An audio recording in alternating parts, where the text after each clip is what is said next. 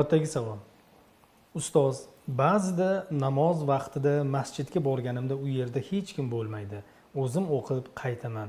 Shunday holatda ham menga 27 barobar savob beriladimi? Jamoat ko'p bo'lgan masjid ham bor, lekin u uzoqroqda joylashgan. Bismillah, alhamdulillah, va salatu vassalamu ala rasulilloh va ba'd.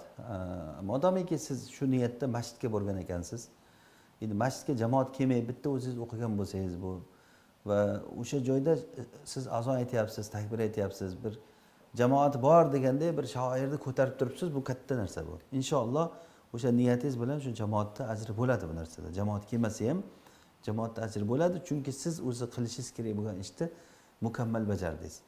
Ammo jamoati bor bo'lgan jamoatga borishingizda haraj bo'lsa, uzoq bo'lsa, to'g'ri, unda sizga vojib emas qilib borish. Va mana bu masjidda hozir islom shoirini ko'tarib siz azon aytishingiz, takbir aytishingiz bu yaxshi narsa bu. Balkim sizga o'sha keyin bir ikkita odam ergashar, davom etaversangiz. Farishtalar bor o'sha joyda qo'shiladigan. Vallohu alam, ya'ni mana shu ishingiz yaxshi. Shunda davom etganingiz yaxshi deb bilamiz. Savob inshaalloh to'liq bo'ladi deb umid qilamiz. Nimaga? Chunki siz qilinadigan o'zingizni qo'lingizdan kelgan ishni to'liq komil bajardingiz deyiladi. Vallohu alam. Navbatdagi